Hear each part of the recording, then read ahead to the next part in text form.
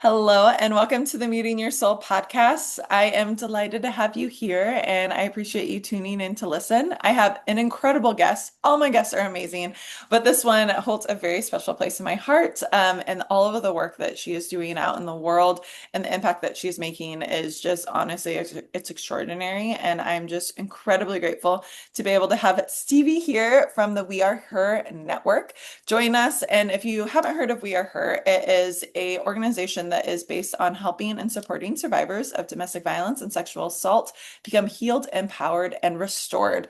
And I just recently joined them at the retreat in Montana, and it was such a powerful experience. It just was just as impactful for me as the participants that were there, and the position. I was technically there as to host workshops, but to say that I learned just as much from the people that I think that they received from me would be an understatement. So thank you, thank you, thank you. Hello, Stevie. Thank you so much for having me. And thank you so much for such a great introduction. And I know your listeners probably know you to some degree, but I have to talk you up after that intro because that was so kind. Um, I literally met Farah for the first time as I was picking her up from the airport to do this retreat. And we had an hour car ride back to the retreat venue. And just the energy this woman has is so beautiful. I feel like it was me and another one of our volunteers, or two more of our volunteers. And we had such a great conversation on the way back. It was like we were old friends, even though we had just met you and had like minimal email conversations with each other. And I was like, okay, I feel so good about this week. Like you have such good energy. You fit in with our group so well. And the trust was just there. And then we had this beautiful week together and the workshops you were doing. I was like, oh my gosh, the wisdom that Oh, this woman holds and just the compassion and like high vibrancy that you have was so addicting and like just the most beautiful way. So I'm so glad that life brought us together, and the person who brought us together is one of my role models, and so of course it makes sense that you're in her life too. And yeah, I'm so grateful that we know each other. oh, you're so sweet. You just gave me goosebumps. I'm so grateful for that introduction and just the reflection too. I think we're all mirrors for one another. And so to be able to be a mirror for each individual and a clear mirror is so important. And I'm working on receiving things like that because I'm like, no, I'm just like being myself. I'm just like, this is how, how I want to show up, how I want to respond and be there for others.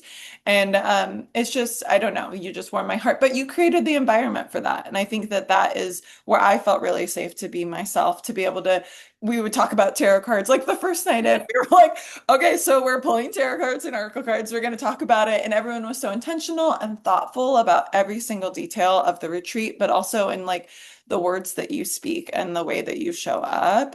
It just was just a really beautiful, like safe space, I think, for everyone included. So thank you for being able to create that for me to be able to have that trust, because I think that we offered it to one another without a doubt. So Thank you. That means so much. And I was literally, as you were like, yeah, I just try to like, this is just who I am. I was going to be like, and who you are is amazing. And then you're giving me these compliments back. I'm like, okay, soak it in yourself too, because you can't always just give the advice. You got to take it too.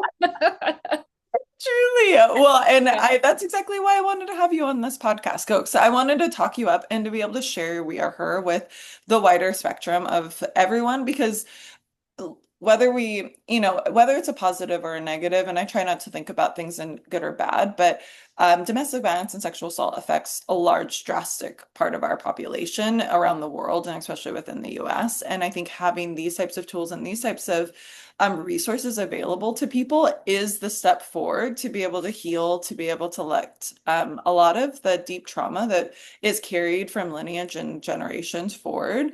But it can only be addressed, and I think there needs to be a light shone on it. So thank you for doing that. And I would love for you, actually, for you to be able to share more about what We Are Her is and also how it was originally founded. Absolutely. So you gave us a great introduction, and I will say we are an organization that works with survivors who are out of crisis. And as a survivor myself, I realized there were resources for me when I was in crisis, right? Looking for housing, looking for legal help, needing that crisis line. And then you work through those big crisis moments, finding yourself, okay, I'm out of the Yeah. immediate crisis. And all of a sudden you're just kind of like, okay, figure it out. And some of us are lucky, myself included, to have had the privilege to have funds to go to therapy and have a therapist. But as you know, as a, wellness practitioner yourself, there's so much more to healing than just True. that one modality. Mhm. And it got to a point where I was like, okay, I'm going to therapy and this is great. And there's still so many pieces of myself that don't Mhm. aren't being heard, aren't being seen. And what's next? Like, just because you are out of crisis doesn't mean you lose the label of survivor. And that's why I started We Are Her, because I realized that there was no other resources for me. There were no other community building opportunities. And so I wanted to make sure that survivors, no matter where they were, had that same opportunity. And we started in 2016. We started as a blog first and foremost, and it was literally a summer where I had left a very abusive relationship. Like I said, was able to go to therapy, and writing was very cathartic for me at the time. It was writing out my story, writing it out, and it was helping me kind of overturn the gaslighting that happened, be like, no, this is what happened, this is the truth, this is my truth. And I reached out to a couple other people because in 2016, blogs were all the rage. Yeah. And was like, if I started a blog, would you want to share your story? You can do it anonymously, you can catch your name, whatever you're most comfortable with. And every single person that I knew who was a survivor who I had asked said yes. And so we started writing, and we'd each share a story a week. There are 5 of us, so I think we all picked a day of the week. We'd share, and that would be our day. And then, like, a couple weeks in, people were like, can I share? And I was like, absolutely, you can have a day. And someone else was like, can I share? And then all of a sudden we ran out of days. So we'll do multiple days, or we'll schedule that sort of thing. And this started in October of 2016. By December, I had people reaching out who I no longer knew the connection, right? It wasn't just like a coworker or a friend of a friend, or I was like, how have you heard of us? And they're like, on Instagram, or I like was searching on Google and you came up, and I was like, oh my gosh, how wild. I had no idea, and I had no expectations that like it would just be more than me and my like other friends writing our stories out. And so we also started about a year before the resurgence of the Me Too movement. And, being talking about a survivor was no longer something that you did in like closed rooms with your friends, right? And because of that, we just blew up. We blew up on social. So many survivors were finding us. So many survivors were in a time where they wanted to share their story, and knew that it was safe to share it through We Are Her because we gave you agency to share it however you wanted to. And so in 2018, so about a year and a half after starting, someone was like, you can do more with this. Have you ever thought about that? And at that point, I was like, I guess I've thought about it, but I'm not sure.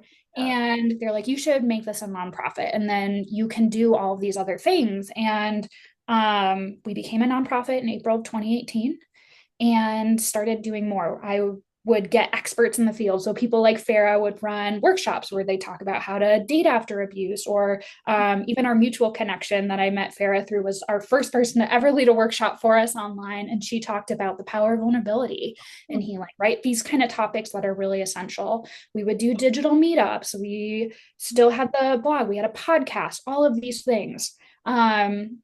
And it was really beautiful. We always grew because it was what people in our community were asking for. And so fast forward to today, 2025. Oh my gosh, 9 years later almost. Yeah. We do retreats now as well, which is where I met Farah. We still do a lot of these programs. And the goal is really to just help survivors through 3 different modalities that we've found we excel at as an organization and can be pretty universal for people who want to try out different healing modalities. It's community building, story sharing, and trauma recovery education. And so all of our programs tend to fall in one, if not multiple, of those buckets. And I should say the newest program we added a couple of years ago is a mental health scholarship. So if you want to pay for therapy and are having a hard time doing so, you can get money to pay for therapy. So we're really proud of that program too.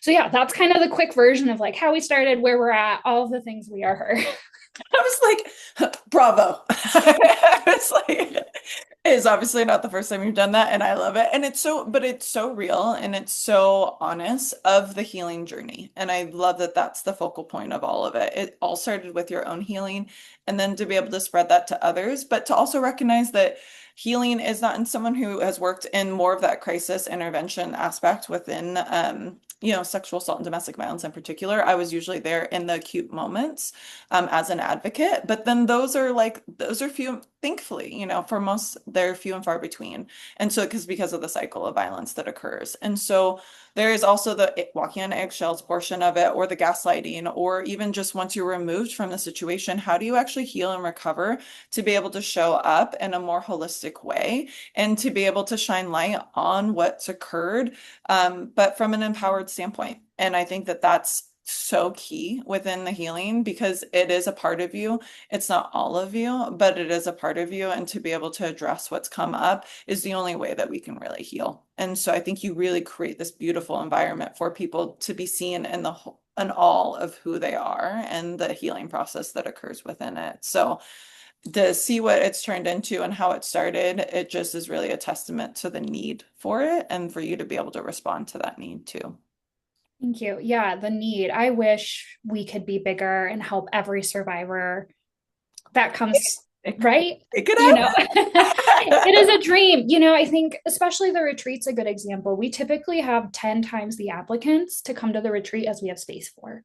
Mhm. And I will say not every applicant feels like a good fit, right? There are some that come to us still in crisis where it's like, eventually this will be a program for you. Right now, you need more of the organizations like where you were working in where it helps with acute crisis, but to be able to do 10 retreats a year, oh my gosh, that would be amazing, right? And be able to tell everyone that's applying like, yes, here's your spot, right? That would be so amazing to be able to get to that point because it would be amazing to live in a world where things like domestic violence and sexual assault don't exist. But the reality is we do, and that we need support. And I think, too, a big thing with healing, right, is we always hear healing is not linear. And I think at face value, that phrase can feel like such a buzz phrase where it's like, what Yeah. does that mean? But, it's like our healing journeys ebb and flow our whole lives, right? And we don't get to choose when things affect us or when trauma comes back or it gets stored in the body and when it gets released. And so you might find yourself 20, 30, 40 years out from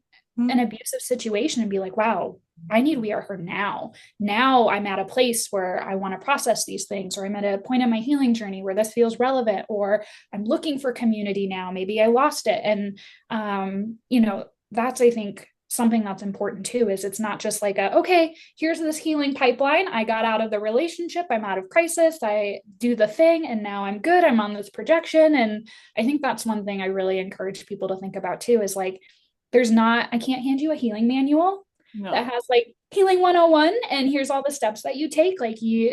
A big part of healing is figuring out what and when works for you, and being able to be like, nope, things don't feel safe in my body right now, I'm not going to do things somatically, or wow, I do feel safe in my body now, like I love somatics and I can do these things, and maybe journaling is not where I'm at right now. And to be able to say that to me feels Yeah. like true healing, knowing yourself.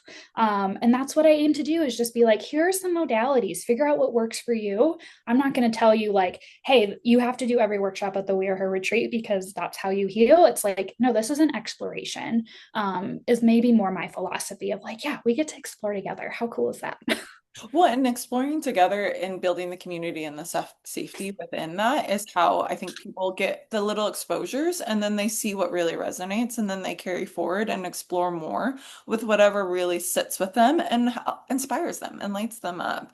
And I love that you're talking about the different stages within healing because I like the moments where reoccurrence comes into play. Because I think for my own personal healing journey, for me to be able to enter into the We Are Her network when I did was such a wonderful time because I think I had done so much like self-study and understanding and healing that had taken place. But then to heal in community at the same time was such a beautiful thing because I think it validated a lot of moments where I don't think I even fully recognized how much they affected me and also how much they kind of what's the word? How much they affect multiple people, like the gaslighting or even just the validation to know like what happened to me was valid, and that also healing isn't going to be instant, that it might take time, and that we are also triggered at different points, and that being triggered is a part of the process as well, and we can only heal what we then see within ourselves.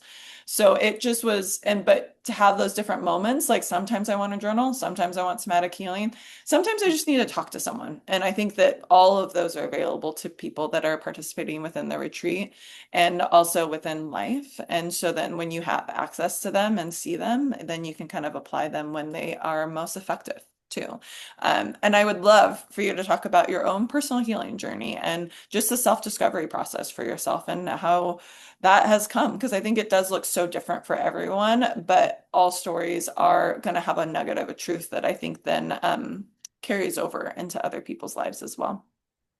Absolutely. Yeah, and when I first met you and picked you up from the airport, you had these snakeskin shoes on, right? Yeah. And we immediately connected about how the snake represents transformation. And I was like, oh my gosh, I need to dive into this topic more with you. Because I've been in what I've been calling my spring awakening, just an era of transformation as well. And it came after, when I was starting We Are Her up until about 2020 when the pandemic hit, felt like I was in a really good place. Like I was getting to know me and my needs and my body more. I felt very connected with myself and my community that I had built. And it was such a beautiful feeling. And I remember I was even, there was one day I was really struggling, and all of a sudden my body just said run. And I went for like a run, and I get to this top of like this mountain here in Montana, and I was looking down. I was like, oh my God, I hate running, but there's something in me. And I just felt so like empowered in that moment, and was like, I did what my body needed to do, and I had some energy I needed to release. And that to me just felt so pivotal of like where I was pre-pandemic. And like we said earlier, healing doesn't happen like, it's not in a straight line. Yeah. Can't say that word right now, apparently. Yes. Literally. No, I can't. I'm gonna try to jump in. I was like, nope, that backfired. Oh, thank you. Yeah, for some reason, that word is so hard to say. And then all of a sudden the pandemic hit, and I had so many things happen where it was like, a man that I had dated who I was in an abusive relationship with was arrested for harming someone younger than me. And I was brought into the court trial. I lost my job in the pandemic, got a PTSD diagnosis that felt very heavy, and made me feel like, oh shit, PTSD isn't, some shit actually happened to me. It was maybe too validating or too affirming that I was like, and it just put me in what I call like this dark winter where I got into functional freeze. All of my free time was spent just scrolling or like consuming TV content. I wasn't able to fully listen to my body, being present in my body didn't feel safe. And I wasn't being a friend that I wanted to be or a partner that I wanted to be. Active listening felt hard. I was in a state of deep burnout and compassion fatigue. And it just felt like things were never going to get better. And so speaking of how we met and we were doing polls, I have a New Year's tradition with one of my really good friends. And New Year's 2023 going into 2024, I did a poll, Yeah. an oracle poll, and I got this card of the badger. And the story of the badger was so beautiful to me at the time. It was how the badger burrows all winter, and when it thinks it's spring, it'll put its nose up, and if it feels the sunlight and the warmth, it'll come out of its burrow knowing that it's safe. Mm. And the card essentially said, like, you are in your burrow, and when you know it's spring, you're going to pop up because you know it's safe. And it's okay that you're in your burrow right now. And that to me was just so affirming of like, nope, things ebb and flow. I'm not stuck here.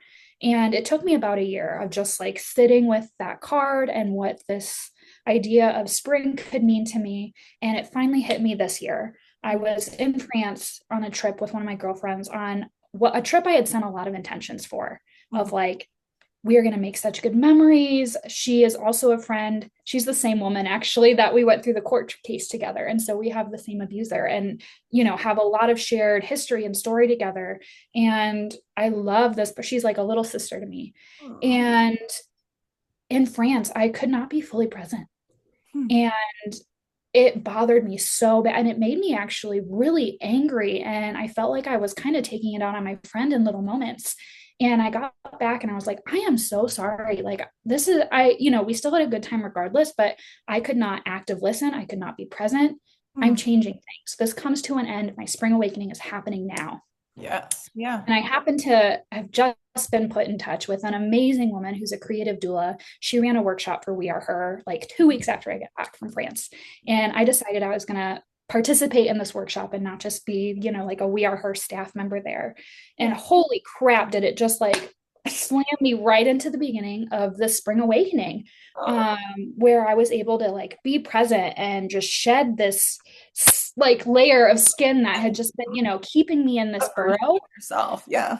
Yeah, and it was just so beautiful. Like I look back and I'm like, April was the beginning of my spring awakening. And I think I share that because I want people to know, like, again, like this isn't about like, oh, I started an organization. I should be fully healed and everything I do just, is the epitome of wellness because I've had that put on me before. Mhm. And it's like, no, I'm human too. And healing again, like we go through cycles. And now that I've been through a winter, I'll know how to prepare for it again next time. And I'll hopefully give myself more grace when I'm in it, Mhm. because that was a big thing. But it's again, like just knowing that I have the tools and the resources and the resilience to do it. And I also just want to acknowledge the community that I've built too. That has been a big thing for We Are Her, and acknowledge the privilege that I've had too, right? Like I am a white woman with ethnic diversity, and I understand the privilege that gives me to be able to show up in this world in a white body, but also have the beauty of having a community of color through my family that taught me things like the importance of showing up for people and the importance of taking care and having compassion, and not saying that, other community and non-communities of color can't have that, but there's something, especially in my grandma's family, immigrants from Mexico, you only have each other when you're in a community where my grandma moved to an Italian neighborhood in Illinois, and it's like you only have your siblings. You take care of those people. My grandma's house was also like the meeting place for family. It's where holidays were had, it's where meals were cooked. And to learn the value of community from her, um, really instilled in me that this is something I need to continue to uphold as a value as an adult in my own life. And I have an amazing community, and a community that, like you said earlier in this episode, is able to mirror for me Mhm. how well they're healing and the different wisdom that they're able to pass on. Like I feel so grateful to have those mirrors in my life so that when things are hard, I can call up amazing women. Like I want to give shout outs to all of them, but I'm like, Emily, China, Riss, Steph, Cheyenne, like, oh, I love all of you. And thank you so much for being mirrors in my life where it's like, oh my gosh, I know I can get dinner with you and I can just like see the sunshine and warmth radiate from you and just be like, oh my God, my friend is my summer. And Yeah. I will be there someday. And now I'm in spring and I get to just absorb all of the lovely warmth and sunlight from them and know that I will get there too. And just having patience of like, my winter lasted 5 years. If spring lasts 5 years, that's okay too. Yeah. Um, so yeah, I would say that's kind of been the transformation I've been on. And I'm really in a spot where I'm just trying to soak in the lessons and be Mhm. patient and not feed into urgency culture of like, I gotta be healed right now. Cause that's not a thing. It truly is not. And I've been on, my own self-discovery journey for years, for over 10 years. And I am actually I probably noticed this. I had the moon cycle tattooed on my arm, and it was like love yourself in every phase because I went through a really dark phase. I had been through so much darkness and then felt like I'd been fully like I was like, I let go of this, I'm on a good space. And then I went right back into the depths and I struggled from depression. So then I like went back into a depressive episode and I was like, I didn't even know I could do that again, but then I was there, and then to have the grace for myself to pull myself back out is was a big part of that. And but I think having the people around you that you can lean on, that you can talk to, that helps pull you back out is like such a gift and is such like a valuable resource that sometimes often gets lost and forgotten. So I'm so happy that you have this community around you. You have these people that can pull you, that can be little rays of sunshine to be able to help you through. But I just wanted to find out more kind of like during that kind of winter and within spiritual context and what I've heard from some people, it's called the dark soul of the night. So it's like this real darkness that where you really look at a lot of shadows and you're really kind of faced with them head on, which can be really daunting. And kudos to you for even facing them to move through them because a lot of times it's really easy to just stay there. And so if you feel comfortable to be able to share kind of what were some of those truths that came up during that point in time and how did you overcome them? And what kind of nugget of wisdom do you feel like you carried with you from it? Absolutely. I think a big one for me is I wasn't living within my values.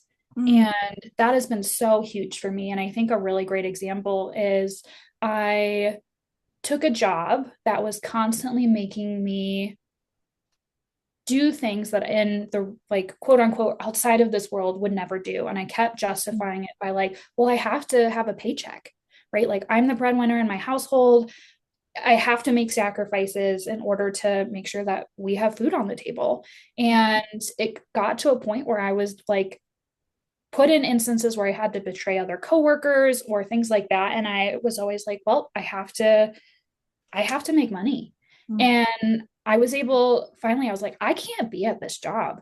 And I had put up a boundary. They had asked me to do something. I said, if you need me to do that, please know I will put my 2 weeks in. And I would love if we could discuss this further, but that's not something I can do. And if that's how this organization wants to move forward, I will put my notice in. yeah. And it got to a point where I was like, mm-hmm.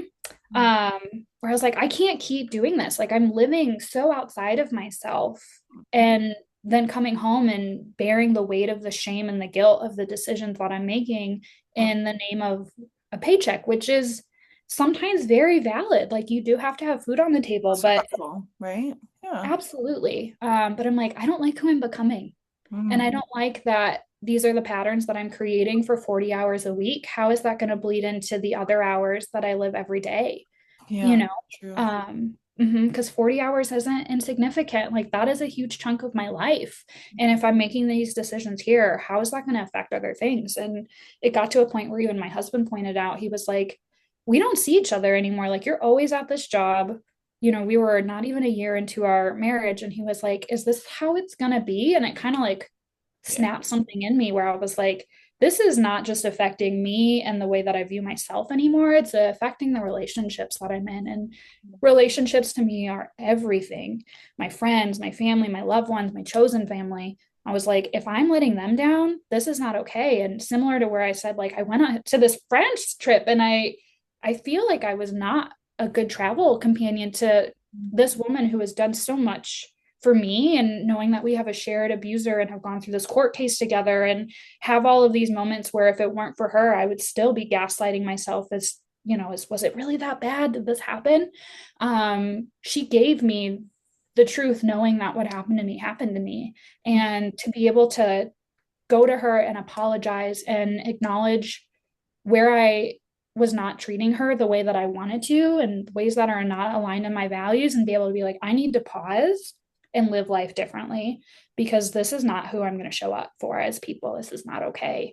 And it, like you said, it is not fun to do that, like, and acknowledging, I think for me, there's a lot of validation that happens within the broader survivor world through social media, all of that, which is amazing. And I think we have to remember we're humans, and we have our own stuff outside of being survivors that Really. we also get to work on, which is really beautiful. Mhm. And to just hear validation all the time of like, you weren't wrong, it was all on the other person in the context of that relationship, absolutely. Like, but when you get out of that, we're all humans that have certain patterns and behaviors we develop to survive.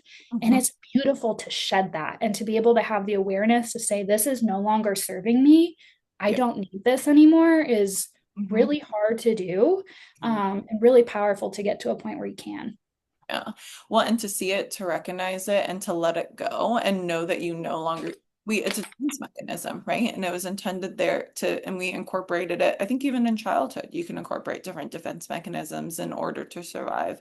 But then once you see the pattern, and also is it representative of who you want to be and who you're becoming, or was it there in a placement during a time of need? And when is it appropriate? And when is it okay? And when is it safe to let it go? And it sounds like you really got to see that too. Yeah. Yeah. And I really love how you said, is it safe to let it go? Um, because I think there are times when it's not, like we still need those things. Um, and yeah, I don't want anyone to think like, oh, I have to do this now if it's not safe for you to, right? Like I very much needed to get to a point of quitting that job before I could get to the next step of doing things. Like, because Mhm. if I had showed up to work authentically myself, like I probably would have gotten fired, which might have had like so much damage on my ego or how I viewed myself. Um, just as like a career woman type of thing. And I'm grateful that I got to quit on my own terms and find a different position that is more values aligned and allowed me to get into this next step Mhm. of growth and healing and change. And yeah, it wouldn't have been safe for me to show up as myself at that job. And there's some grace, and there's also some like, whew, that step's over. Here's the next thing that I get to work on, which is really cool. Well, and to see that too, to be able to take the risk, to be like, hey, there's a change that needs to occur. I'm going to make that change and let me move forward with this. But it's scary. It feels like very overwhelming. And it's honestly, then you're kind of propelling yourself into the unknown, which can feel very jarring. But then once you make it to the other side, that's why I always like to say, like, I know it seems scary now, but once you get to the other side, there's like such reward. Like I feel like the universe always rewards people that follow their heart and follow their intuition, and it will arrive you where you need to be, even if it doesn't necessarily make sense at that point in time. Okay, well, and thank you so much for just sharing kind of those speed bumps that I think everyone runs into that they don't necessarily recognize them at the time. And I think we can hold on to them, but if we can take that lesson, if we can apply it, if we can integrate it, that's how then we continue to expand and grow as individuals. But I have to know more about the spring awakening, which you told me at the retreat. And I always thought was so fun the way you described it. But what does it look like for you in your life right now and what's coming into fruition? Yeah, I would say it's just rejecting a lot of what we've been told is normal through white supremacy, patriarchal culture. And a big thing for me has been slowing down. Mhm. Um, like today is Monday. Mondays are my self-care day. Like I sit outside, I soak up the sun, I read, I've been trying different crafts. I'm very protective of my energy. And by slowing down, I've noticed a lot more things that are like chaotic to my energy, and I try to like approach those situations differently. And it's even little things like even professionally. I don't check email for the first 20 minutes when I get there. I don't need the email cortisol spike.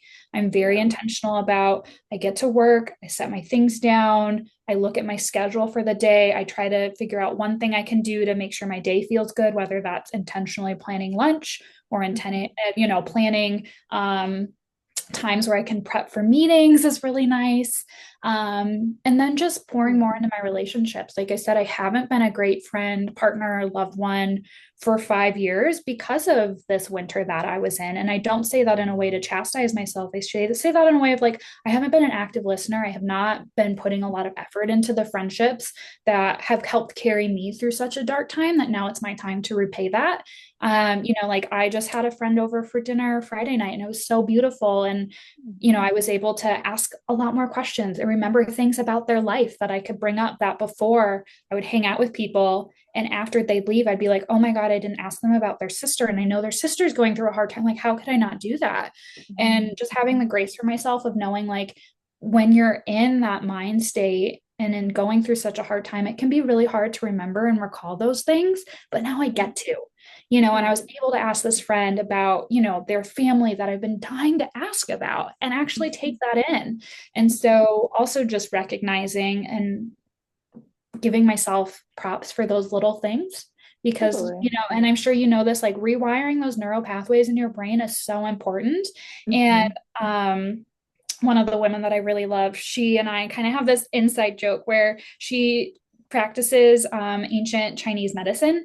Mhm. And I forget the exact thing, but I know your kidneys are connected to something in your brain. And so every time we talk and there's like a win like that, she's like, pat those kidneys, girl. So we'll like pat your kidneys, which are like on your lower back. And so it's become this like ritual for me of like, okay, I celebrate things now so that when I do them and I like ask these questions or I show up to these relationships with my value of intention and thoughtfulness, I can pat those kidneys and be like, okay, this is how I want to live my life. And Mhm. it's taken Mhm. me, I don't spend my days consuming content as much anymore, right? Like, because I'm investing my time Yeah. in myself and relationships. I'm not glued to a phone or a TV screen. I don't think I've watched any TV this summer besides Love Island. That was what I needed It's to okay. watch. Valid. Where it's like, oh my God, my time is spent in ways that make me feel full. Um, and it's because I'm being more intentional with my time and I'm noticing the things that are important to me and living by those Mhm. values, which has been so, so beautiful for me. And I think there's been times too where I'm like, I'm not as afraid of moments that might pull me out of those because I know how to get back in them. Mhm. Um, Mhm. and, Mhm. there was, I think, right before the retreat, I was so tired. I had just had a month-long visitor at my house. And while I love them, it's tiring tiring having a guest in Sure. your house for that long. And I took a week Mhm. where I was just scrolling. I was on my phone so much. And I was like, oh no, I'm entering winter again. And I was like, no, you're just tired. And I have grace for Mhm. myself now where I'm like, you spent a week on your phone, not a big deal. Like you'll be fine, and then post retreat, here I am being like, yeah, I like haven't watched TV. I have not been on my phone. Mhm. I've finished like 4 books in a month. Like I'm like, okay, this is Yeah. what makes me happy and fills Kudos my to you. cup. Yeah. Right. That to me is spring awakening. I'm like slowing down, smelling the flowers, appreciating the little things in life. And it's made my life feel more full. Yeah, intentionally pouring into your own cup in every single way, like mentally, spiritually, and physically, and like being able to like recognize those to make the changes. Like that's what I always like think of when I talk to people about this. Like it's like, no, you're doing it. And so you're like, I'm living more intentional. I was like, you're already like, you're like, I'm back in one. I was like, you're living it, you're literally breathing it and exemplifying it within your life, even if it is just for the last couple of months, but you're making it happen. It's so good to hear that too. And it sounds like you're so like vibrant because of it. Like you feel more alive because you're giving yourself permission to be able to slow down and show up more authentically too. Mhm. It's so easy to be consumed with other stuff though. I think this is an era of distraction. And I like keep coming back to that. It's such like the short attention spans and the amount of time that people have to be able to really even engage and to pay attention to things is such a short period of time that it's like I think if you're anything outside of that, it's an accomplishment to a certain extent. But I think it's these moments and these reminders that there are people that are very carefully and intentionally moving towards more presence and slowing down and being able to show up for their lives more fully. Absolutely. And I think you said it really well too of like, we are in an age of distraction. I hear so many people being like, well, how do I make a difference? Like, there are things Yeah. happening in Gaza, or there are things even happening in DC right now, or LA. I don't live near those places. How do I make a difference? And like, the difference is you can pour into your community, right? Yeah. Like, you have so many 100%. friends that are struggling or, taking the news in differently or affected by these different Mhm. institutions. Um, Show up for your community. And I am so grateful that I'm in a spot to do that now because if I were still in my winter now, like I have so many wonderful people who have showed up for me the last 5 years and I get to show Mhm. up for Mhm. them, right? Like that's the beauty of community is it's reciprocal and it's Yeah. not about a point system, but it's like, oh, I get to show up now, right? And that language of Yeah. like I get to. And it makes it Mhm. so beautiful to know that like I'm in a place where I get to do that now while they've been Mhm. pouring that in for me and knowing that like this is how we make ripple effects. Not Yeah. every change that you need to make is going to be on this global scale, but it does matter and it does make a difference. Mhm. And I feel so grateful for that. And just knowing that, like, okay, I get to do that again. Like that word get to just feels so powerful to me. Mhm. Well, and it's an empowering thing of choice versus something where you have to do it out of obligation too. And there's that little switch that occurs, I think, for most. And And I always like, whenever I say I have to do something, I'm always like, okay. I was like, oh, because then there is like, even subconsciously, it's like you feel this like, oh, I don't want to, a dread that comes along with it. But then when you remember, like, I get to, or, and especially when it comes to like your family and your friends and people that you love, it's like, I get to have these people in my life. I get to spend time with them. I get to show up for them as they've showed up for me. And I get to love that on them in a way that I feel like only you can do because you know them the way that you do. Mhm. Yeah, yeah. No, you're Aw, right. Language is important. It it is. is. Well, I love to see all the things that are coming through on your spring awakening and just everything that's coming forward for you. It's just, and you know, we talked about this before on the retreat. Like you definitely like the things that you just mentioned, like you embodied within the retreat as well. And like this idea of presence, of like refilling your own cup, being intentional about the things that you say and the way that you hold space. Like that was very present and very like I think evident in everything that you did while we were together. And so know that as someone who was just meeting you, like that's like the only way I see you. And so I know that that, you know, can ebb and flow in life and there's no expectations around that. And again, we all have our days, but I think that you're very much in that era and it's like very it seems very true and it feels very aligned for you right now too. Thank you so much. I really appreciate that. It means so much. I'm going to just soak that in because, yeah, I've been in times where I'm like, I can't even take the compliment. I'm like, no, this is so beautiful to hear. So thank you so much. And yeah, there were Mm. definitely years of the retreat where I was running around with this chaotic energy, making sure everything was okay. And it's like, no, Mm. we got this. And I have trust in my team that if something pops up, we're all capable people and we'll figure it out. And it's like, oh my gosh, this is such a Mm. better way to live life. You're like, I feel so much more at peace. This is Yeah. crazy.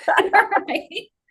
Yeah. Yep. Uh, well, and it's like it's a lifestyle and it's a way like I want to enjoy life. And it sounds like you're like, can I actually enjoy my life? Can I actually be in a space where I'm receiving and like receiving the bounty that you've already put forth? And honestly, never underestimate kind of the work that you're doing. Like it takes guts, it takes courage, it takes hard work and tenacity to do and create this network and to run this organization on your own and you have the support around you, but you are spearheading it. You know, you are the leader within that and that carries all into the world, I think, in volumes that you probably aren't even aware of at this point in time. So know that, especially someone who, from the outside looking in, I think I can see it a little bit more clearly because I'm not as entrenched in it.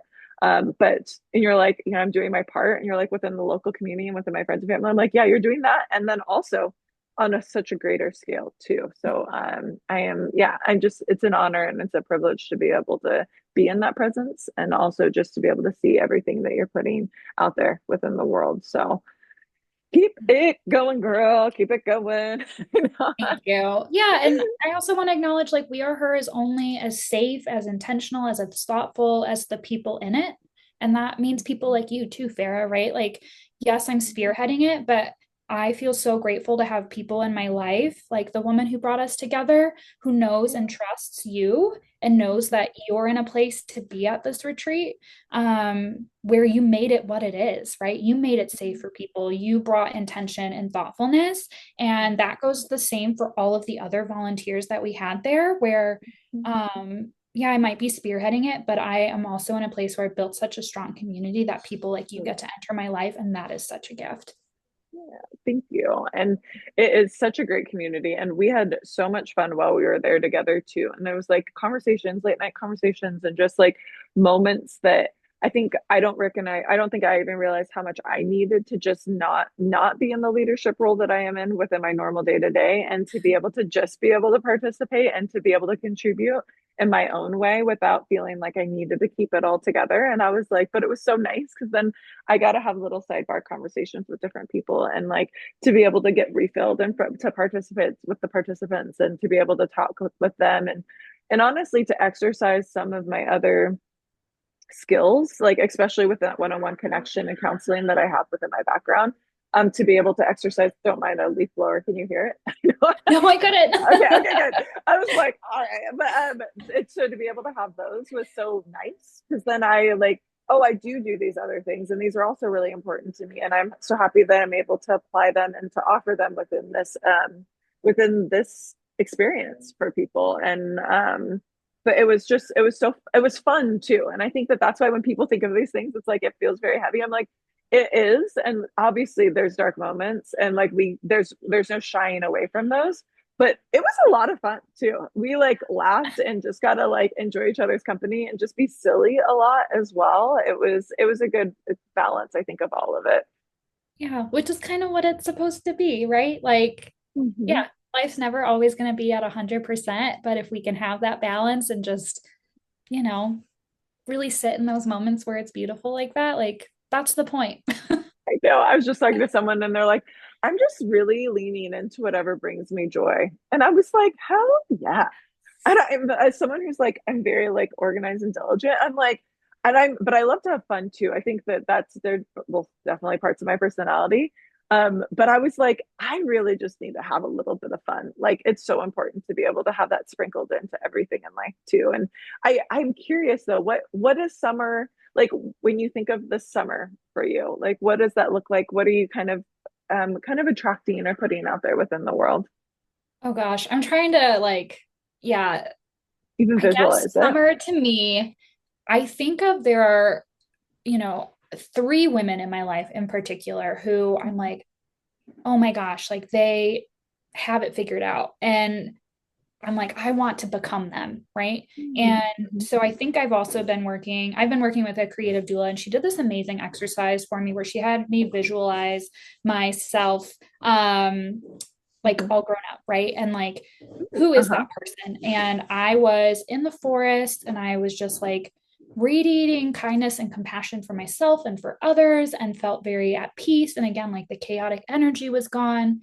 And that's been so helpful because role models are important, but I need to be able to see that I'm capable of that too. Yeah. And that's been so powerful because there were a moment at the retreat where I just like would hold on to this visualization of myself and the fear of like getting it wrong or talking to participants, wrong or not being kind enough or organized enough or whatever the narratives are that I have in my head that I'm trying to shed. I could just visualize like, oh, this is the Stevie I want to be. And it made it so easy to show up as her. I love that. Well, and I think having that, I think within manifestation, I always think of expanders. And so it's like we have expanders within our lives that help us see the vision of what we want to become. And we can't necessarily create that unless we see an example of it that we can like connect with and resonate with. Right. And so it sounds like you have these expanders that you have that you can like see and look up to, but then to also know that that version of you also exists too. Yeah. Yeah. Yep. And as much as I love my role models, like there are aspects of my friends that I just never will be. Like I have a friend who's just so radiantly positive and it's so beautiful that she can be that. And like there's a part of me that sometimes I'm a realist and I'm like, I'm not always going to see the bright sunny side of every moment. And I'm Sure. so glad she has that and I have that to look up to. But that visualization of myself was so helpful of like, yeah, I'm also me and I don't need to be Yeah. her. I can take Mhm. elements and mirror elements of her, but at the end of the day, like there's going to be these elements that make me me, and that's really cool too. Mhm. Yes. Well, and to take little bits and pieces of anything, I always say within my spiritual practices, I've like take bits and pieces, the things that really inspire me, that resonate with me, but that it doesn't have to be everything within that. And like then those are the elements that I can have that I can hold true. But then I can also mold it into the version that feels more authentic and like real for me. So I love that. And I can definitely see like, but you're super positive, but you are very real too. And I can see you being like, well, yeah, and like that's fun though. Like I have friends that they're like, it's good to see it, but like also, some days are just shitty, okay, fair. And if I want to be in a shitty mood about it, I'm gonna be in a fucking shitty mood. I'm like, Yeah, okay, totally. yes, you're right. You're right. And honestly, maybe I should embody that myself as well. Well, I can't wait to see this like full scope of what summer looks like for you. And I feel like it's coming sooner than you think. And in this way, this intuitive, just like knowing within me, it feels like it's coming and it's going to be ready for you as soon as that you're ready and as soon as you're ready too. So I can't wait to see what it looks like.